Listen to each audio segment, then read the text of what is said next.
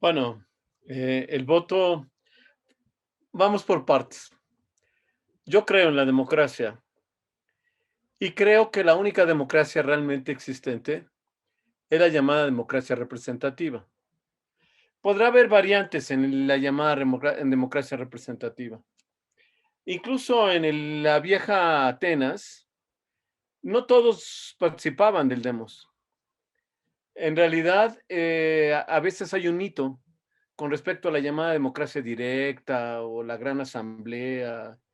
Eh, en realidad, si funcionaba el demos griego, ateniense, era porque en realidad era una élite, eran simplemente las cabezas de loicos los que verdaderamente participaban.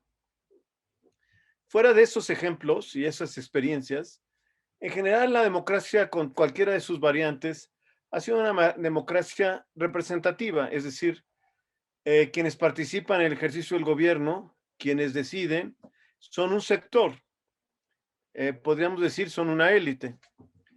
Y lo interesante es que la democracia, al menos, la democracia representativa, al menos, pues esa gente que forma parte de esa élite tiene que recibir la aprobación de los ciudadanos a partir del voto. Bueno, si estamos de acuerdo con eso, podemos decir que en realidad el voto es fundamental para la democracia. Y creo, como lo decía Churchill, eh, quizá es la peor forma de gobierno, pero sin contar todas las demás. Es decir, la democracia es una forma de gobierno que puede tener muchos defectos. A veces incluso simplificamos la democracia. A veces creemos que la democracia literalmente es una forma en la que todo el mundo opina y decide. Eso nunca ha existido, por eso mencioné lo de Atenas.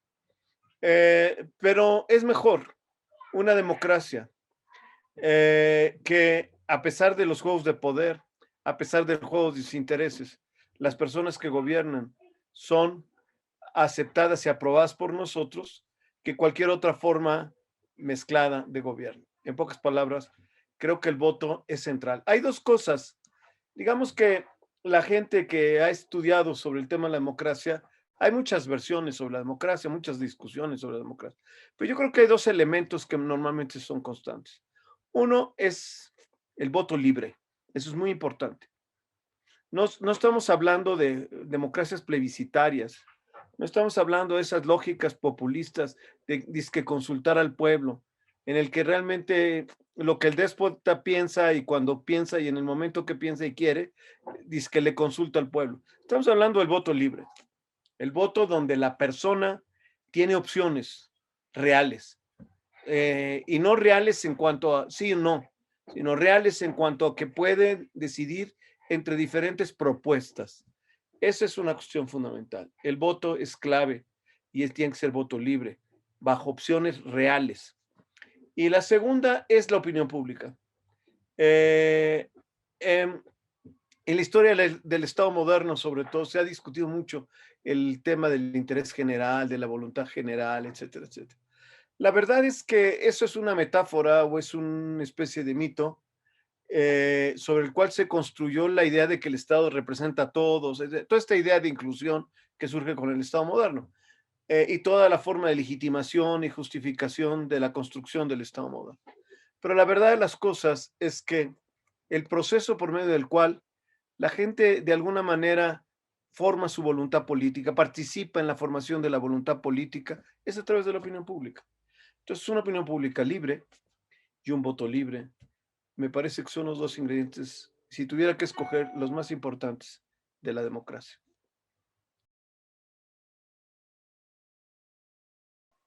Bueno, que piensen bien, que piensen en la democracia, que piensen más que eh, quienes en un partido, en una persona o algo así, que piensen realmente en la libertad que tienen en elegir a sus dirigentes y en quienes le garantizan que su voto seguirá siendo libre.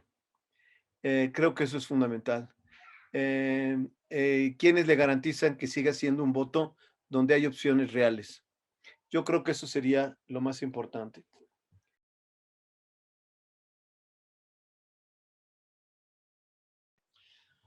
Bueno, en una democracia y sobre todo en sociedades tan complejas como la nuestra, son muchos los medios de comunicación que informan. Y creo que uno tiene que estar atentos a la mayoría o a la mayor cantidad que uno pueda de esos medios. Hoy es un tema muy controvertido, porque se habla mucho de que la posverdad y se habla de las fake news y se habla de muchas cosas. Y creo que hay formas de enfrentar el problema de las noticias falsas, de los rumores, aunque hay un problema, siempre hay un problema. Las noticias falsas, las fake news y la distorsión de la información son normalmente estrategias de los estados. A veces son otras fuerzas políticas las que intervienen y participan en el proceso de desinformación, pero quien tiene más poder para desinformar es el propio Estado. Eso no es una cuestión de México, es una historia, es clásico, es un tema clásico en la historia de la opinión pública y en la historia de los estados modernos. O sea, un agente de distorsión es el Estado. Cualquier Estado, ¿eh? Y el actual, igual que el anterior y el anterior, los gobiernos actuales, los gobiernos anteriores, todos juegan a la desinformación o a la distorsión de la información, digámoslo así, ¿no? Ah, es un juego en donde se distorsiona la información y se manipula la información. Bueno, sin embargo, yo creo que en una democracia hay muchas otras fuentes, ¿no? Yo creo que hay líderes de opinión, hay unos mejores que otros, hay unos que nos simpatizan más que otros, pero yo creo que hay gente que informa y que organiza la información. También hay otro tipo de fuentes de información. Existen las universidades, existen las instituciones educativas, existen los investigadores, los académicos, que también puede haber preferencias, pero informan mejor unos que otros porque eh, digamos, la forma de construir la información requiere de fundamentarse, ¿no? Aportan citas, aportan datos, aportan diferentes elementos de juicio que hacen posible que uno pueda juzgar mejor, con mayor claridad, ¿no? Si yo nada más pontifico y digo, es que este es tal, este es de una manera, este es el otro, este es un conservador, este es un liberal, este es uno de izquierda, es uno de derecha, es uno de arriba, uno de abajo, y yo no doy ningún elemento, pues es menos claro que cuando alguien que dice, bueno, yo creo que eh, para lograr el crecimiento económico se necesita esto. A lo mejor estoy equivocado, a lo mejor, pero tengo elementos para ir juzgando y para irme moviendo. Entonces es otra fuente de información. Y hay otras cosas que hace la universidad, como por ejemplo lo que hace la UNAM, que es el proyecto de voto informado, que es un proyecto en el que claramente, junto con otro tipo de organizaciones, hay otro tipo de proyectos están claramente preocupados por desarrollar una cultura cívica, preocupados por desarrollar y porque hay información, y preocupados porque esa información sea lo más objetiva posible. Y cómo pensamos en la objetividad, digamos, por ejemplo, desde la UNAM y desde proyectos como el de voto informado. No pensamos en la objetividad diciendo es que yo soy objetivo, yo soy un académico y por lo tanto soy objetivo. ¿No? Este, todo el que distorsiona las cosas es porque está en contra mía. Pero yo en realidad soy realmente objetivo.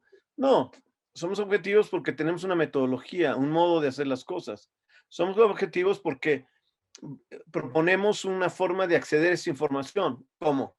Pues hemos hecho un cuestionario que toda la gente ve y que toda la gente puede juzgar y que puede ver si esas preguntas son relevantes o no relevantes. Dos, quienes hablan no son las personas que en realidad dirigen o conducen el proyecto o participan o son como ustedes, ¿no? En buena parte el alma del proyecto porque están allí trabajando, haciendo.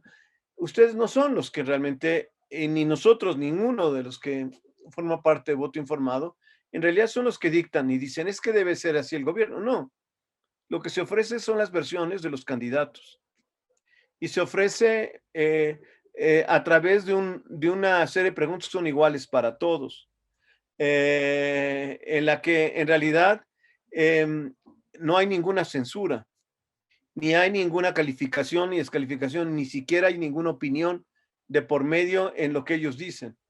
Bueno, ese tipo de instrumentos son instrumentos útiles para que la gente conozca y sepa más.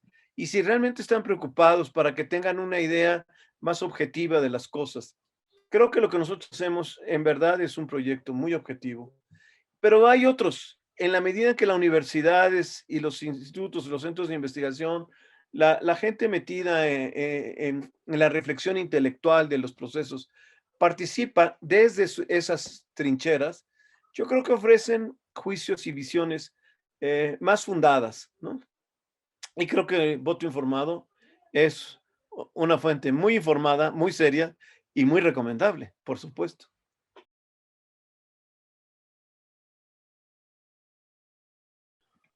Bueno, a ver, en el caso, un instituto autónomo, hay muchos tipos de institutos autónomos, hay que decir, el Banco de México es autónomo y es una cosa muy diferente. Digamos que las universidades, ¿por qué yo enfatizo mucho digamos, ciertos grupos con prendas intelectuales o prendas académicas? Al final de cuentas, la construcción del conocimiento moderno está fundado en la pretensión de ser un conocimiento que se funda en el saber mismo, el saber por el saber. Ese es el origen de las autonomías de las universidades modernas. Ese es el origen del conocimiento moderno de las instituciones de educación superior. El primero que lo propuso fue Humboldt en la Universidad de Berlín, digamos, en los albores entre el siglo XIX y el siglo XVIII. Y este fue un gran avance en la historia de la universidad y de la academia moderna. Y, y de ahí surgieron muchos proyectos de autonomía. Antes ya hubo movimientos en la Sorbona y en muchas otras partes, en Italia. Eh, ¿Qué era lo que defendían realmente muchos de estos antecedentes? Por ejemplo, Giordano Bruno o el mismo Newton, a pesar de que trata de mostrar que el universo es parte de la perfección de Dios, lo que tratan es de justificar y fundar su conocimiento en el conocimiento mismo de las cosas. Eso es una característica del mundo académico. Esa es la esencia de la autonomía. La autonomía no se funda, yo puedo ser un creyente de tener una creencia religiosa, o puedo tener una ideología política, o puedo ser parte de un grupo esotérico. Eso no importa. Cuando yo estoy en el mundo académico, yo tengo que justificar de una manera las cosas. Y yo tengo que justificarlas de manera que alguien que no comparte mi fe, que no comparte mi credo político, sea capaz de discutirlo. Y eso es una dimensión, digámoslo así, suena muy técnico, estoy buscando una palabra, porque decir que es deóntico suena como muy rimbombante, pero es un compromiso moral de partida. Los que en realidad participan de este tipo de proyectos, hay un compromiso moral de entrada. No es mi elección simplemente, es el mundo en el que yo vivo que me obliga a mí a decir las cosas de tal manera que pueda yo demostrárselas a quienes no comparten mi credo. Eso es algo que caracteriza al mundo intelectual en general y al mundo de la academia en particular. De tal suerte que los trabajos que se pueden hacer en universidades serias, comprometidas, en universidades que tienen una tradición de conocimiento y de práctica académica, que han luchado por la autonomía del conocimiento y del saber, que han luchado por la autonomía de su forma de fundamentación y justificación, pues yo creo que son una garantía de ofrecer juicios valiosos. Todos tenemos siempre la posibilidad de equivocarnos. Hay que tenerlo presente. Pero creo que al menos existe el compromiso de tratar de mostrar lo que creemos con datos, con argumentos, con razones, con referencias, y eso es muy importante, porque no es nada más porque yo lo digo, o el que está en contra de mía es porque es mi enemigo. Yo tengo que demostrarle a esa persona que yo tengo razón. Es parte del compromiso de un mundo como el mundo intelectual o el mundo académico, aunque sea mi enemigo, no importa, o aunque no lo sea, pero me critique. La crítica y la enemistad no necesariamente es lo mismo. Más bien, no es lo mismo. Pero no importa, no importa si quien me critica es mi enemigo. Yo tengo el compromiso moral de responderle de manera razonada, por él y por todos los demás que me escuchan en el mundo intelectual o en el mundo académico. Entonces, eso es muy bueno. Eso es muy bueno que la universidad pueda hacer este tipo de proyectos y contribuya a una discusión y a una esfera pública más razonada, más justificada, más independiente. Bueno, allí hay dos cosas que son importantes, digamos, que son dos asuntos diferentes. Hay un problema con todas las democracias en el mundo actual, o hay algo que vulnera las democracias en el mundo actual. Estamos viviendo un mundo muy desigual. Y sin duda, aunque ya los clásicos de la democracia, o digamos los clásicos modernos de la democracia, gente como Bobbio, etcétera, ya decían que la promesa de la democracia no es la igualdad económica ni la igualdad social. Pero sí se esperaba, el mismo Bobbio lo reconocía, sí se esperaba que la democracia tuviera como efectos colaterales, digamos, mejorar la calidad de vida y las condiciones de vida de las personas que viven en esa nación, en ese pueblo que forma esa democracia. Eh, esto hoy en día, y sobre todo en los últimos 30, 40 años, pues cada vez el problema de la desigualdad y de la exclusión social se vuelve más problemático. Porque lamentablemente la pobreza excluye a la gente, no solamente le excluye de tener bienes para vivir mejor, llega a ser formas de exclusión radicales. O sea, las personas que viven en situación de pobreza pierden el acceso, incluso, hay que decirlo, a la misma vida política, por diversas razones, porque son presas de chantajes económicos, porque son presas de clientelismo, porque son presas de muchas cosas, de liderazgos corruptos que los usan eh, y que a cambio de migajas les exigen su participación, su voto, etcétera. O sea, la desigualdad y la exclusión social, sin duda, son muy perjudiciales para la democracia. Entonces, bueno, hay gente que se siente insatisfecha. Para democracias como la nuestra, bastante recientes y bastante todavía en procesos de consolidación, eh, pues hay mucha gente que se siente desencantada porque esperaba que en los gobiernos democráticos podría haber pues políticas sociales más incluyentes y esto no ha ocurrido. También hay un fenómeno que también se ha generalizado. La corrupción es un fenómeno que está presente siempre en todos los estados.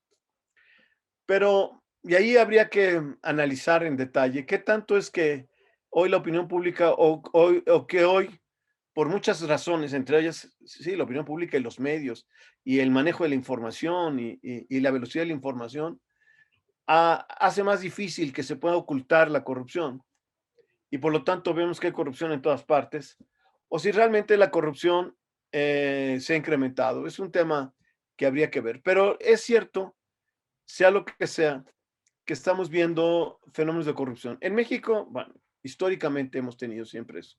En México hay un problema que yo no sé si la palabra corrupción ya es suficiente. Sin duda ha habido siempre un uso discrecional de la ley en los estados, en los gobiernos mexicanos que se sigue dando hoy en día, que se sigue dando en este momento. O sea, eh, cuando alguien del gobierno es acusado de algún delito, se dice que se está atacando al gobierno. Y cuando es una persona del otro lado, se dice que es un corrupto. O sea, esa es una forma de violar la ley y de burlar la ley. La ley tiene que ser igual para todos. Y por lo tanto, a alguien que se le acusa, aunque yo piense que es inocente y sé que es mi compadre y es mi amigo y mi carnal y hemos luchado políticamente brazo, con brazo y nos hemos partido el alma. Bueno, si a mi compadre lo acusan de violación, es muy importante que se aclare, aunque yo creo que no lo hizo. Y es muy importante cumplir con la ley y no simplemente usarla de manera discrecional. Entonces, eso ha pasado mucho. El uso discrecional de la ley es un tema que se ha usado muchísimo en nuestro país, no es nada nuevo. Pero pues también la democracia parecía prometer que eso se iba a cumplir mejor. Cuando llegó Fox, cuando vino la alternancia, Fox incluso creó una comisión de la verdad que no sirvió para nada, ¿no? Y al final de cuentas, la democracia no parece haber, si no se ha incrementado la corrupción, no parece haber parado la corrupción, ¿no? La corrupción está en todas partes y eso es un problema. Y es un problema en todas partes del mundo, no es solamente en México. O sea, los actos de corrupción hoy se hacen públicos en Estados Unidos, se hacen públicos en Francia, ¿no? El expresidente y ex primer ministro Sarkozy hoy está detenido, ¿no? Y el que era su contrincante dentro de su propio partido también está acusado de corrupción. Y hay por todas partes un fenómeno de corrupción que también hoy a la gente le desencanta, porque algo que uno debería esperar de la democracia es que por lo menos digamos que hubiera un mayor respeto por la ley y por el compromiso eh, ineludible de que la ley se tiene que cumplir y que los procedimientos se tienen que hacer. Y que cuando alguien es acusado de manera clara, abierta y sostenida y fundada, aunque a la larga resulte que esos fundamentos no son correctos o ciertos, pues esa persona tiene que someterse al procedimiento correspondiente. Bueno, ahora estamos viendo que hay problemas con eso y son retos de la democracia, son retos. Y tercer cosa que estamos viviendo que también golpea terriblemente la democracia y que no es solamente un problema de la democracia. Hoy, digamos, hemos vivido, particularmente desde 2007, un fenómeno que algunos han llamado estancamiento, digamos. Yo no soy economista, pero los economistas, muchos economistas muy reconocidos, premios Nobel, como Paul Krugman, han hablado mucho del estancamiento económico, que ya lleva más de una década, y en donde ha habido momentos de crecimiento, pero a la larga, el costo acumulado de ese estancamiento, incluso eh, da cuenta de pérdidas de empleo y da cuenta también de estas desigualdades y de estas pérdidas de servicios y de muchas cosas que se han dado en todas partes del mundo. Nosotros estamos viviendo una crisis terrible en el sector salud, porque, pues en verdad, desde hace muchos años se ha dejado de invertir en el sector salud. Y hay muchos problemas de los servicios, incluso ustedes pueden verlo en los servicios de pavimentación, de todo tipo de cosas. Y esto, más allá de gobiernos más corruptos que otros, que eso también afecta, por supuesto. Y si son más corruptos es todavía peor, hay menos, los servicios son peores. Pero bueno, pero en general, hablando de la situación económica, sin duda esto ha venido, digamos, a la par de estas situaciones de estancamiento. Entonces, ese también es un tema. Y aunque si lo vemos por país, las cosas son diferentes, en general, digamos, la economía mundial está en situaciones, digamos, de estancamiento. Y no hay proyectos nuevos, digamos, de cómo salir de esto. Hay un movimiento a regresar a lo que se llama el estado social o el estado del bienestar. Eh, ¿No? Hay un neokeynesianismo, algunos le llaman así, etcétera, pero no hay claridad, digamos, de cómo, una propuesta de gobierno, de reformas económicas de fondo, de cambios realmente estructurales en la dinámica de la economía, cosa que tampoco se ha hecho en este país hasta el día de hoy. No lo han hecho, digamos. El modelo económico que más o menos se fue desarrollando y imponiendo y las reformas económicas que en los años 80 se hicieron son las que generaron la estructura económica en la que seguimos. No hay ningún cambio en esencia sobre esto. Y estamos viviendo situaciones de estancamiento. Bueno, ese es otro problema. Y yo creo que esos tres problemas tienen mucho que ver con el desencanto con respecto a la democracia y tienen mucho que ver con, pues sí, con la ineficacia de los gobiernos. Vivimos un fenómeno de globalización que agudiza este problema. Eh, y ese fenómeno de globalización para países como el nuestro nos coloca en situaciones muy vulnerables, digamos, para el margen de maniobra en la política económica y para el margen de maniobra para, de alguna manera, hacer reformas estructurales.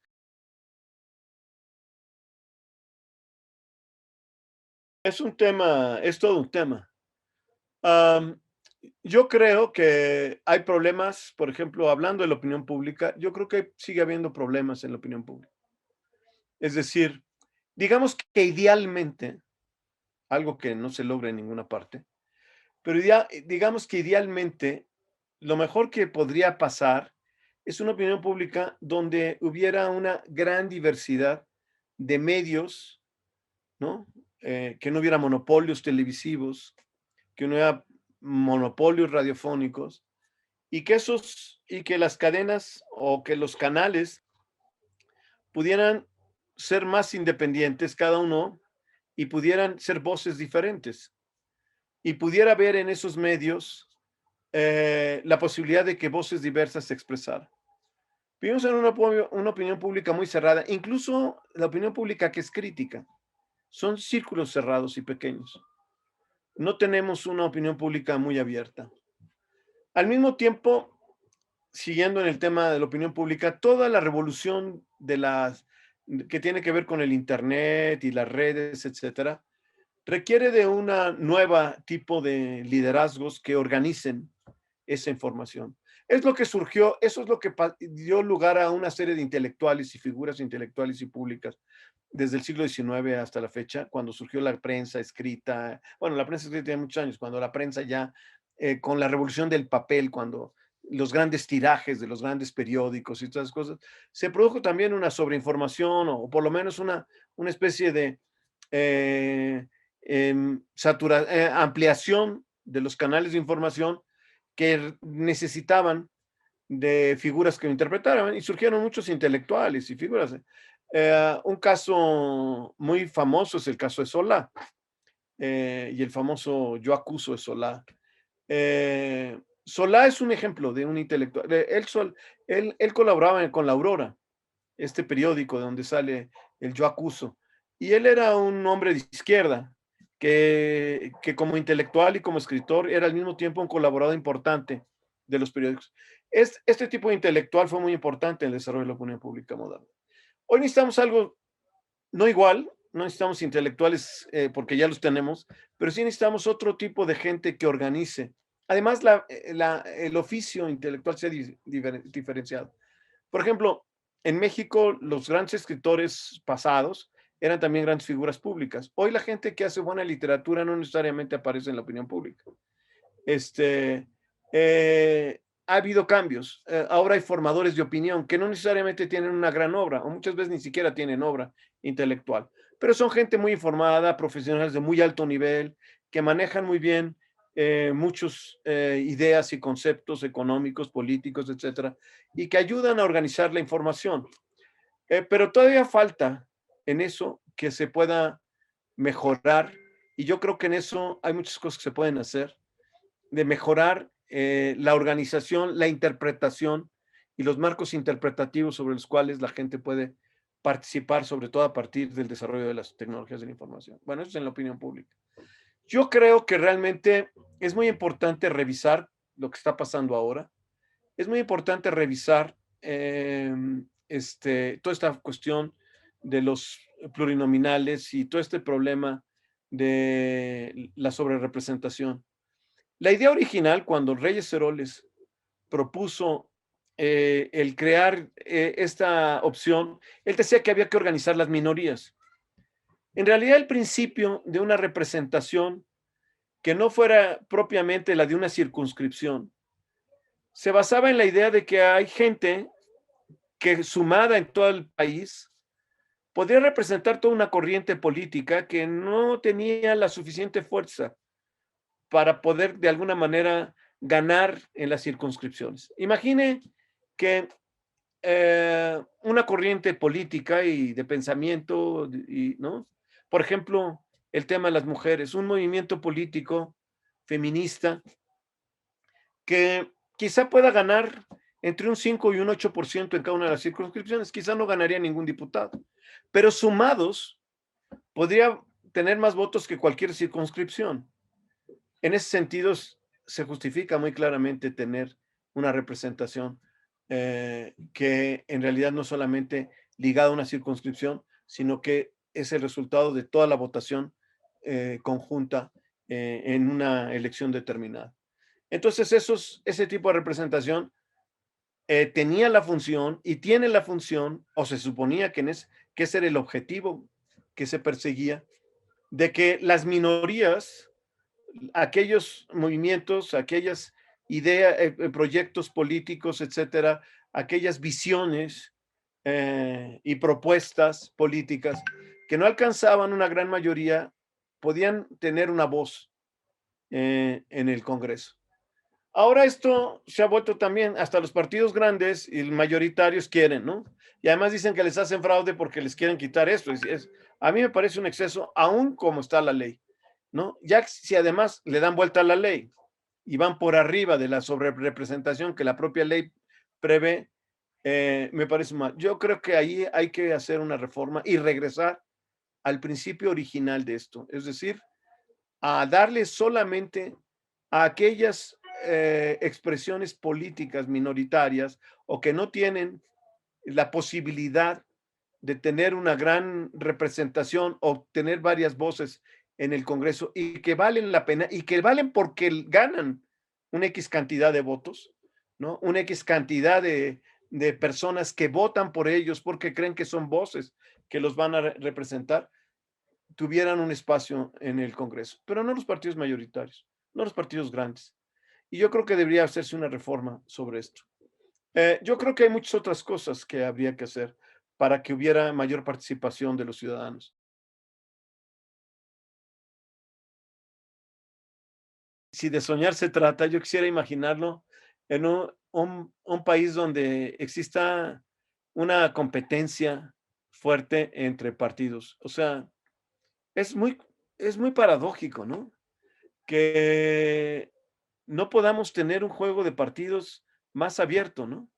Eh, lo más que se logró fue en estos tres gobiernos anteriores, en donde siempre hubo muchos bloqueos, ¿no? Y siempre hubo muchos impases. Yo sí creo que la democracia, espero que ya se deshaga de toda esa clase política, que todos, aunque son de otros partidos, vienen del viejo sistema político mexicano, todos, incluidos los panistas, todos en realidad tuvieron una historia en el viejo PRI, en el viejo sistema político mexicano.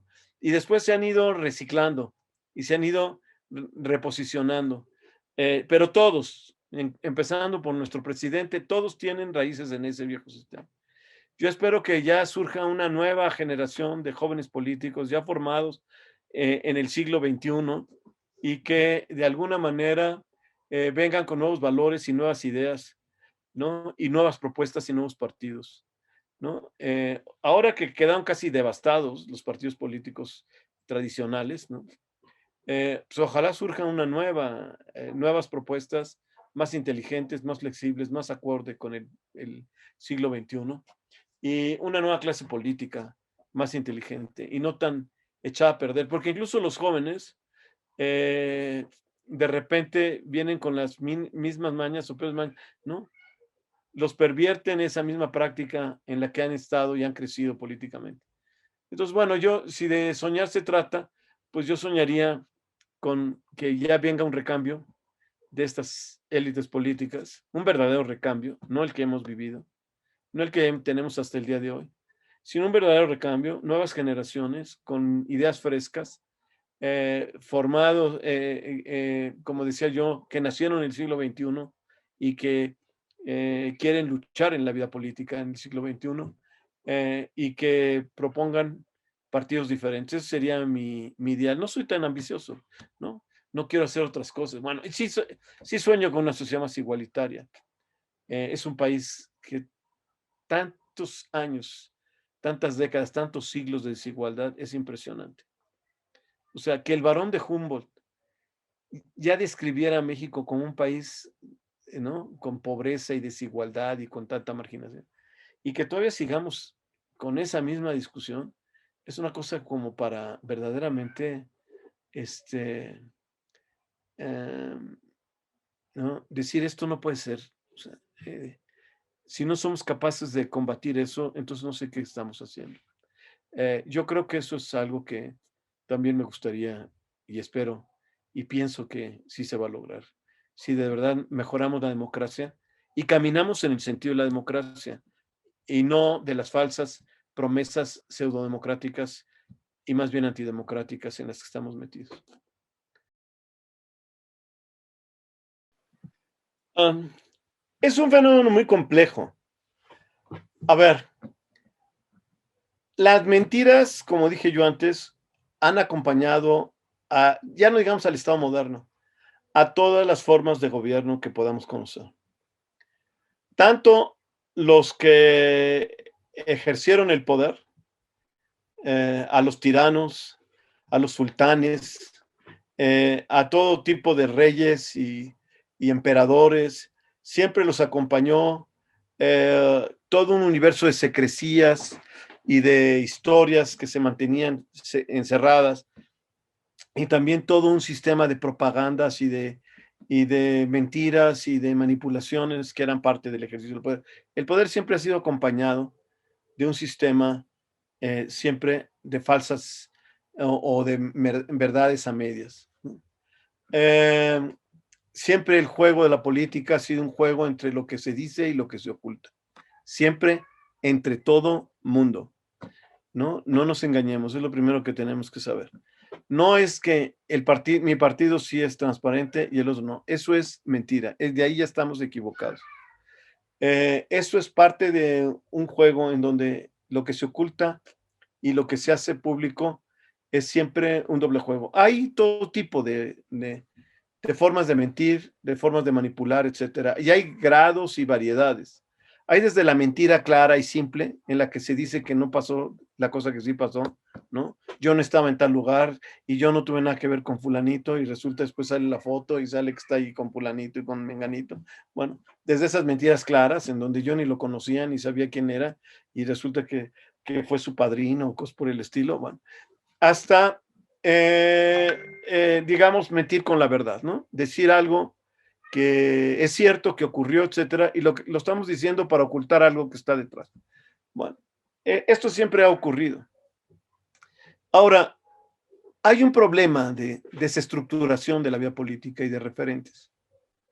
Hay un problema muy serio en el que realmente las personas están en una situación donde no hay una verdadera oferta política. En el sentido de decir, por ejemplo, bueno, vamos a proponer que haya más impuestos, que haya más de estas cosas, etcétera, etcétera. Las propuestas, si las vemos, son propuestas terriblemente pobres. Vengo aquí para hacer justicia. Pues eso, ¿qué quiere decir, no?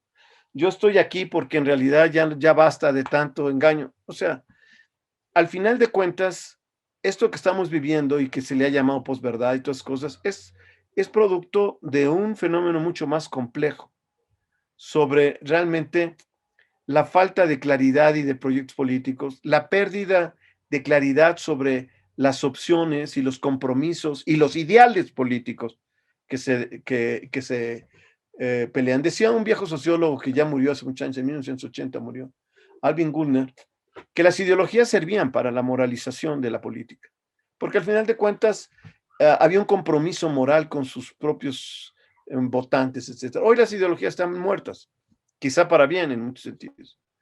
Eh, y entonces el juego político se personaliza.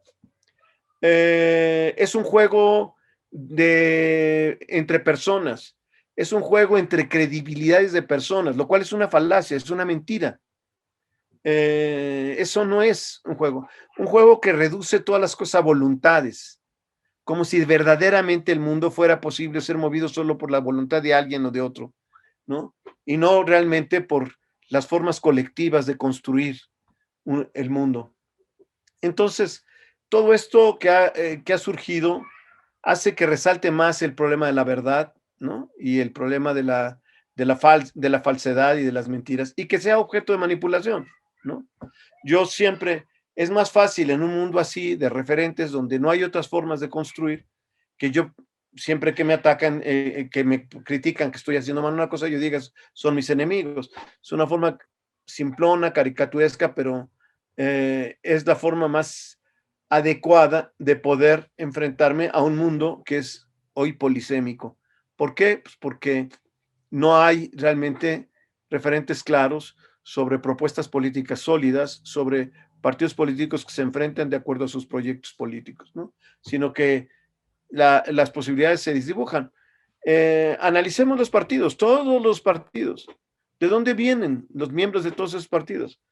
Pues uno ya no sabe de dónde vienen. Son de izquierda, son de derecha, de dónde vienen. Es una mezcla absolutamente absurda. Y por lo tanto, este problema que algunos han llamado posverdad, que a mí me parece el concepto absolutamente confuso, no creo que aclare nada, pero sí lo que se llama posverdad no es que no exista el problema.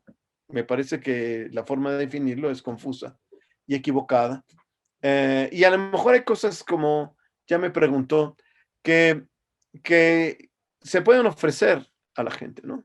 Este, la doctora Estela Morales, que es especialista en bibliotecología y todas esas cosas de la universidad, que fue coordinadora de humanidades, en una discusión, en una mesa sobre el tema de la posverdad y de las fake news, hablaba de cómo hay muchas cosas que, digamos, que profesionales de, ¿no? De la bibliotecología, de los temas de informática, etcétera, pueden contribuir en términos de generar certidumbre, generar mejores referentes, producir más información. Pero yo creo que el problema, como dije, va más allá. No está en que podamos decir es que hay que controlar a la gente que no mienta. Es que hay que evitar los bots. Pues, todo el mundo usa los bots. Hay empresas, hay naciones.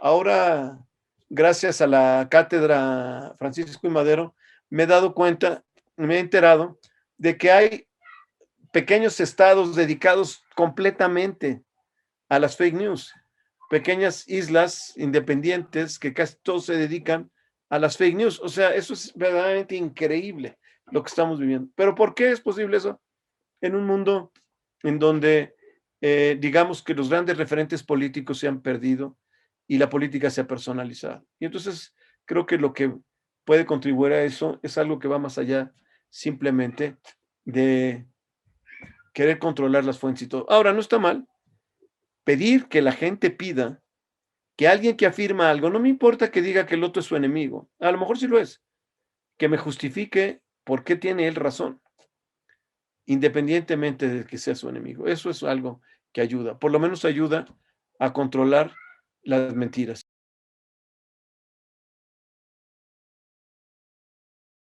Bueno, porque creo en la democracia. Eso me parece fundamental. Ya lo dije al principio cuando me preguntó.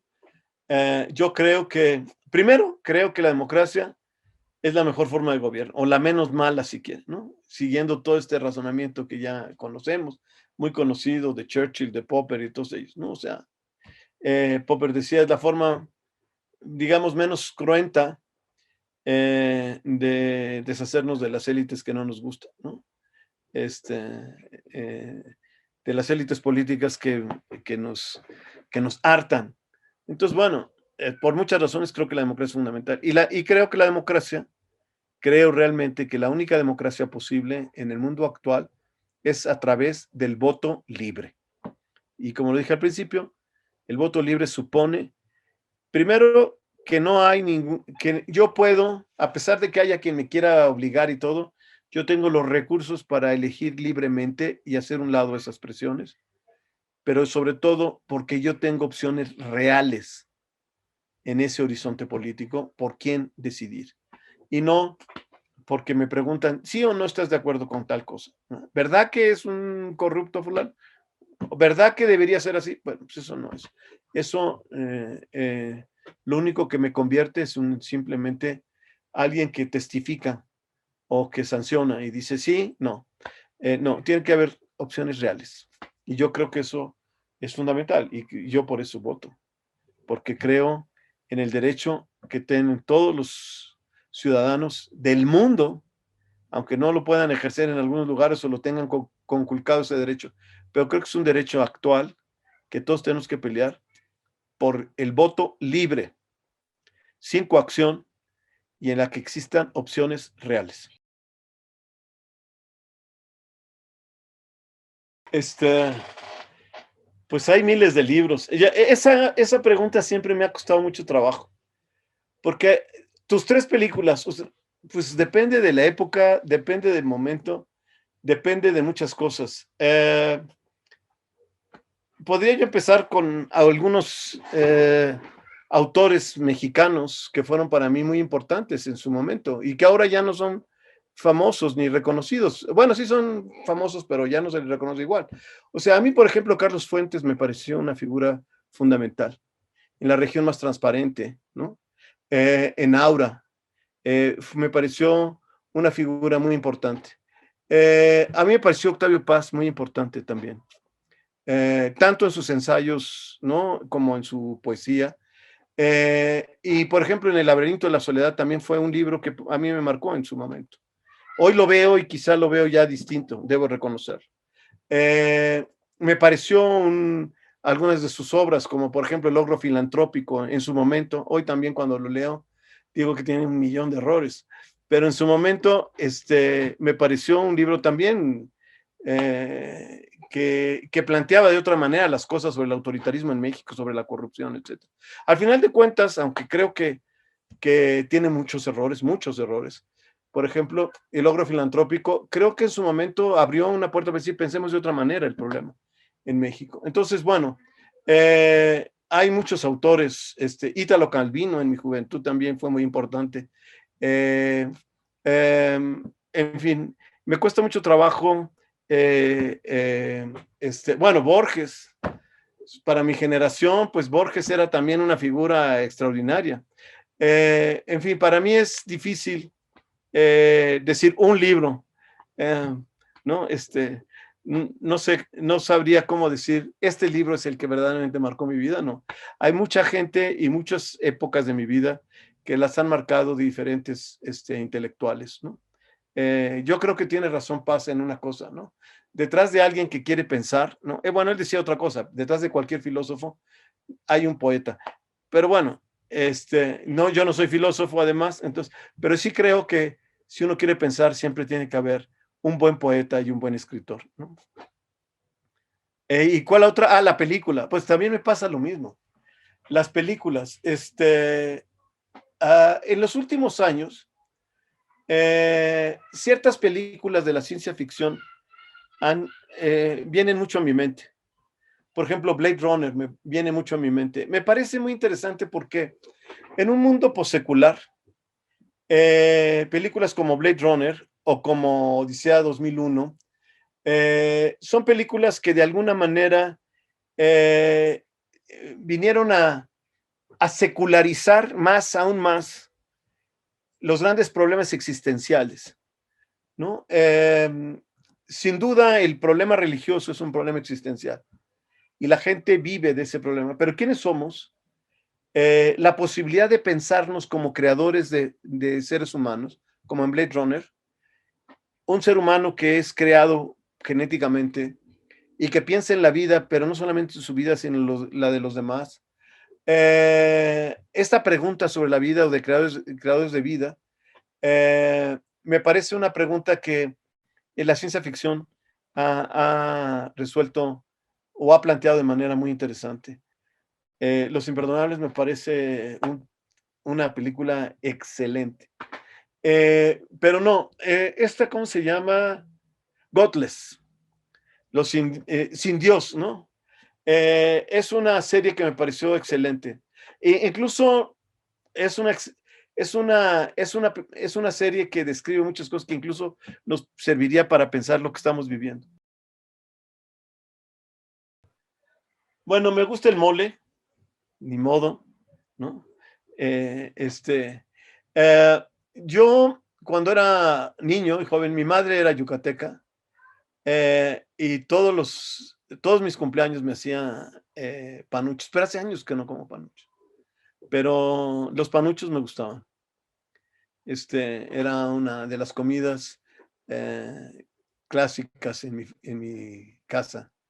Em, pues yo diría así como, me gusta toda la comida, me gusta mucho la comida ¿no? Me gusta la buena comida, me gusta la comida china, la italiana, etcétera, pero así como platillos, pues yo lo dejaría en los panuchos y en el mole.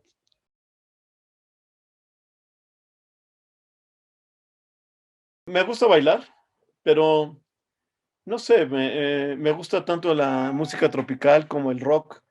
No podría decir así algo que fuera mi favorito como canción eh, con respecto a la música, el Requiem de Mozart siempre me impresionó. Mi madre tocaba el piano, tocaba Mozart y tocaba Beethoven y tocaba varios. Y el Requiem a mí siempre tengo yo varias grabaciones del Requiem de Mozart. Es una obra que me parece que me conmueve y que me verdaderamente y que hay veces que necesito yo escucharla.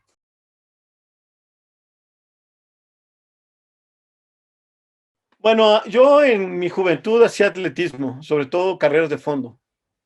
Eh, pero cuando entré a la universidad, algunas veces en mis primeros años en la universidad todavía iba yo al estado de prácticas a entrenar, pero la verdad ya no, ¿no? Yo participé mucho en carreras de fondo cuando era estudiante de la preparatoria.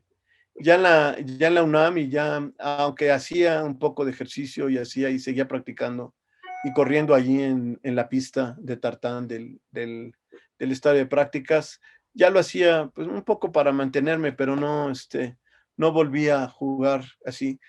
Jugaba mucho squash y era bastante bueno para jugar squash. En la Universidad de Sussex competía con mucha gente en el squash y ganaba. Era un buen jugador de squash. Los deportes de raqueta siempre se me han facilitado. También era muy bueno y también hace años que no juego con el ping pong. Mi lugar favorito. Esa es otra pregunta muy importante.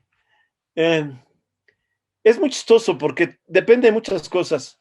Cuando yo descubrí Palenque me pareció impresionante.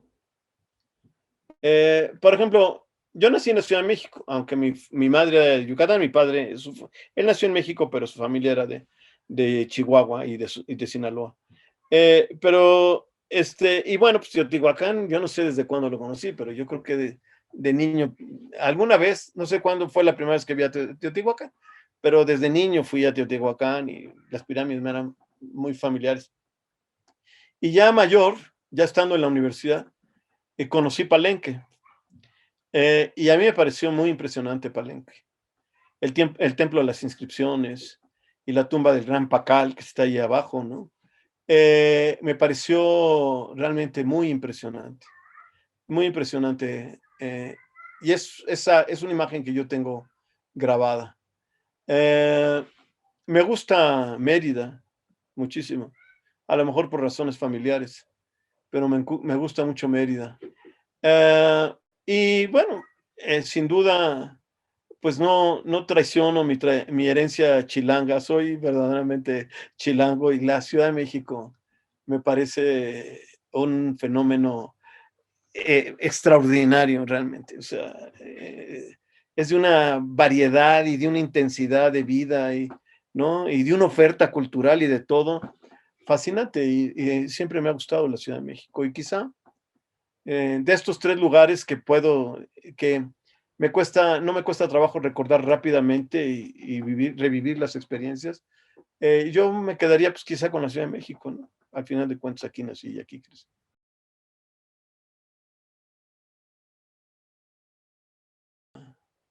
En la filosofía, a mí siempre me ha parecido que Kant es una figura uf, impresionante. Está presente hasta nuestros días en la democracia, en la discusión sobre la democracia, en la discusión sobre la moral pública, en una sociología de la moral, siendo yo sociólogo. Me parece un autor que yo descubrí estando en la universidad también. El que me enseñó y me llevó a leer a Kant era un profesor que era filósofo y también sociólogo, digamos, o se convirtió después en sociología, pero su formación, que era Francisco López Cámara. Y yo con él descubrí a Kant, y Kant me pareció una figura extraordinaria. Hay autores que me han parecido, me han deslumbrado, aunque guardo distancia de muchos de ellos. Foucault era un autor que me deslumbraba. Habermas es un autor que me deslumbra. Agnes Heller es una mujer que me pareció sensacional. Una mujer realmente muy interesante, su historia, su biografía. Era una mujer húngara, judía, marxista originalmente. Después fue evolucionando y cambiando. Pero era una mujer que me pareció eh, siempre una mujer que me atraía como intelectual.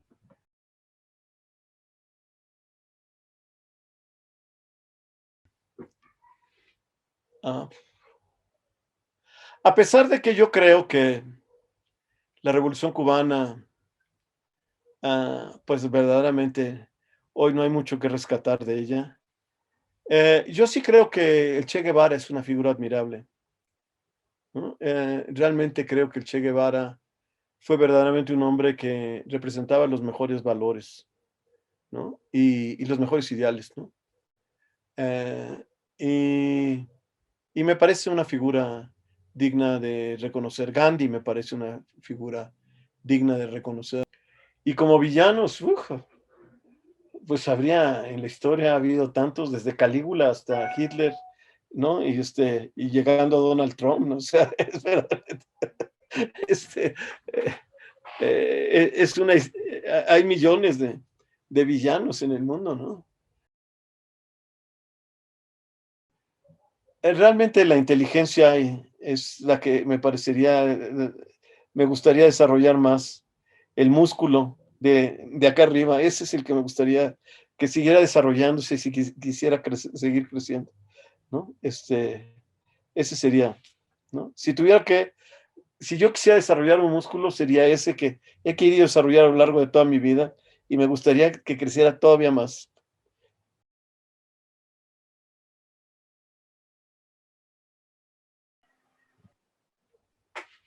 Bueno, eso también es una buena pregunta. Hay una serie de lugares comunes, pero con todos los lugares comunes, sí creo que hay que tener presente a Juárez y sin sacralizarlo como lo ha hecho nuestro presidente actual.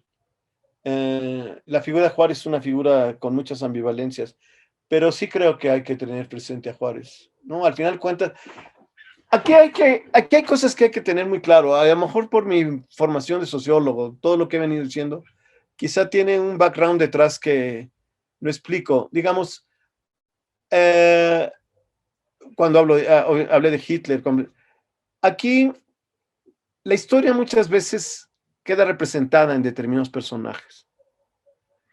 Y muchas veces esos personajes, ¿no? Muchos de los seguidores de Hitler todavía hoy en día piensan que Hitler era un hombre genial. Yo no lo creo. Creo que un hombre bastante mediocre. Pero al final de cuentas se significa una época y un momento terrible de la humanidad. Juárez, yo creo que sí tenía talento, ahí sí no digo que era, no lo comparo con Hitler en el sentido de mediocridad ni nada, pero sí creo que también una personalidad que a veces se ha sacralizado, pero sí representa un momento histórico clave y sí encarna él una figura que me parece fundamental en los procesos de secularización de nuestro país, con todo lo que esto representó, ¿no? En la Constitución del 57 y todo lo que vino a partir de ello. O sea, él encarna una época que México tiene que tener presente. Yo creo que sin duda es una figura clave en la historia de México y él representa eso. Eh, y quizás representa eso, el esfuerzo de muchos más que estaban detrás de él, ¿no? Pero él lo representa. Entonces sí creo que Juárez es una figura. Morelos me parece una figura realmente admirable, como persona, como todo. Me parece también alguien que encarna una época.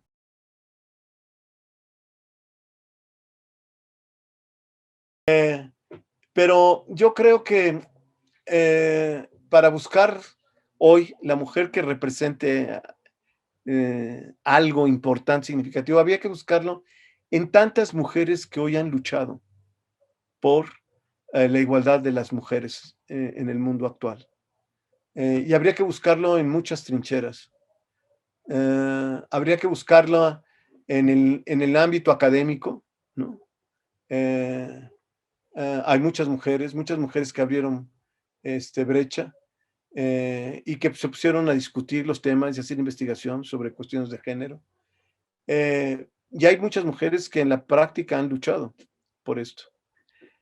María Félix me parece una mujer que podría haber sido un ejemplo de mujer mexicana, a pesar de todo que vivió en otras partes y su glamour y toda su historia. Uh, María Félix me parece que es una mujer que tiene toda una imagen mexicana, es una belleza, ¿no? Sensacional, una mujer con un arrojo y con un estilo de decir las cosas. Realmente María Félix le daba nombre a los hombres, ¿no? O sea, encarna un personaje que es capaz de darle nombre, ¿no? A los hombres, invierte la relación completamente.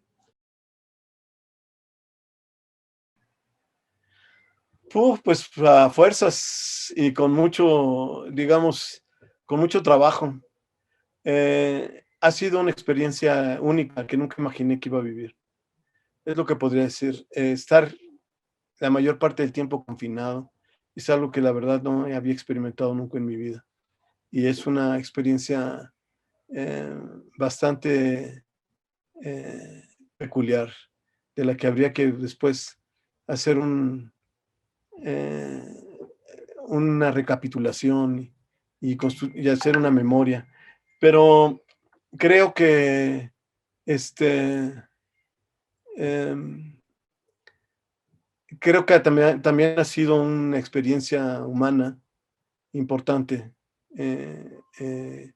en términos de ver gente que se solidariza, ¿no? Hemos visto, y de ver a los médicos, por ejemplo, también, cómo se han fletado. Es un fenómeno que, que voy a recordar sin duda para el resto de mi vida, ¿no? Ha sido muy intenso en términos de la reclusión y también creo que de reconocimiento que quizá no hemos hecho, ¿no? De los médicos y de muchas gentes que se han solidarizado, que le han entrado, incluso que han perdido la vida por eso, ¿no?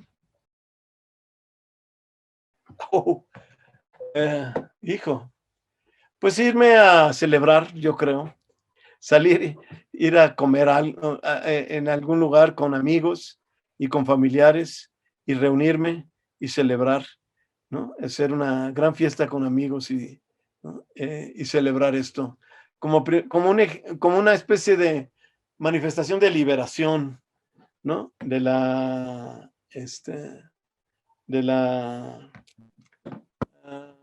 lo que hemos vivido. Eso le diría.